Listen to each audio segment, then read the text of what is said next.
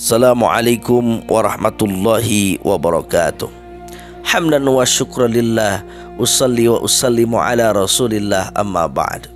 Sahabat ikhwatul iman yang dirahmati oleh Allah subhanahu wa ta'ala, peristiwa Isra dan Mi'rajnya Rasulullah sallallahu alaihi wasallam merupakan tanda-tanda kekuasaan Allah subhanahu wa ta'ala.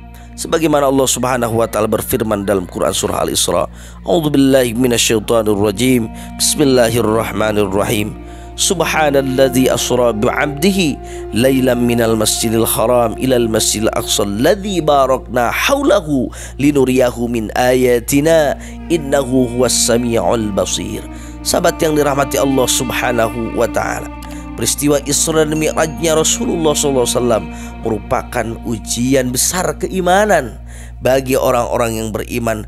Ini merupakan sebuah pengkualitasan keimanan kepada Allah, di mana akal manusia tidak mungkin bisa menerima kejadian Isra dan Mi'rajnya Rasulullah SAW.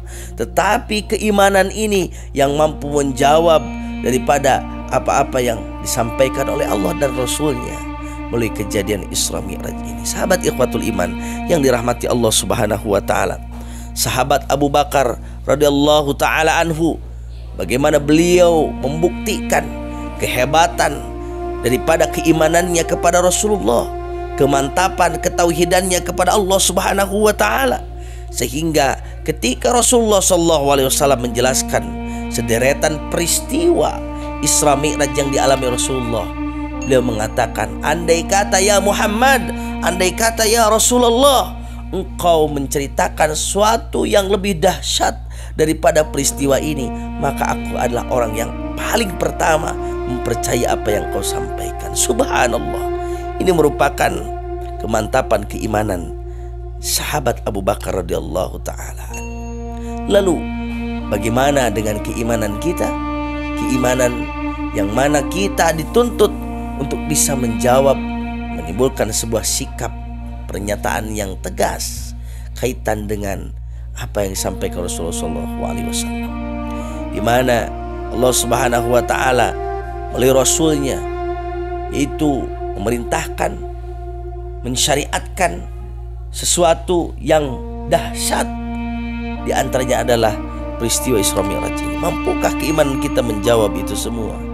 Kembali kepada hati dan diri kita masing-masing, sahabat yang dirahmati Allah subhanahu wa ta'ala. Karena Rasulullah SAW melalui peristiwa ini membagi kategori, beberapa kategori orang-orang yang tadinya orang beriman. Ada yang menjadi murtad gara-gara peristiwa ini, ada orang-orang yang tadinya ragu-ragu, ada orang-orang yang betul-betul mantap. Maka betul-betul peristiwa Isra Mi'raj ini merupakan ujian keimanan yang hebat dan dahsyat, sahabat ikhwatul iman yang dirahmati Allah subhanahu wa ta'ala. Oleh karena itu, bagaimana peranan kita menyikapi sebuah peristiwa ini tergantung bagaimana kita menyikapi daripada oleh-oleh hadiah daripada peristiwa Isra dan Mi'raj ini. Apa? Adalah sholat 5 waktu.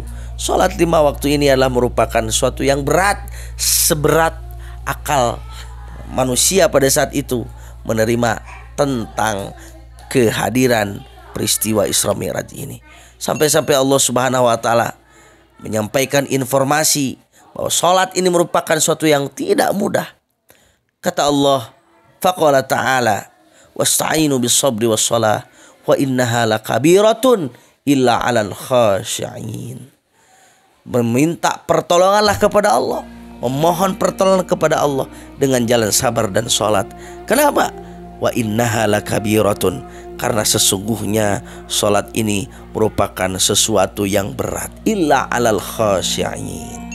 Kenapa sholat bisa dianggap berat? Kenapa sholat bisa dinyatakan berat? Karena sholat merupakan mi'rajnya orang-orang yang beriman. Sebagaimana Rasulullah SAW mengatakan, as-sholatu mi'rajul mu'minin. Sholat merupakan mi'rajnya orang-orang yang beriman. Semoga kita semua bisa menjadikan sholat ini sebagai sebuah media untuk mi'raj kepada Allah, bertemu dengan Allah, bertemu dengan zat Allah dalam sholat kita. Inni sholati wa nusuki wa mahyaya wa mati lillahi rabbil alamin. Tentunya sholat yang sangat berkualitas. Illa alal khasiin, kecuali orang-orang yang khusyuk yang akan bisa menuntaskan peran dan tugas sholat sebagaimana yang diamanatkan sebagai hadiah daripada Isra Mi'rajnya Rasulullah SAW. Aqulu qouli hadza astaghfirullahaladzim li wa lakum. Assalamualaikum warahmatullahi wabarakatuh.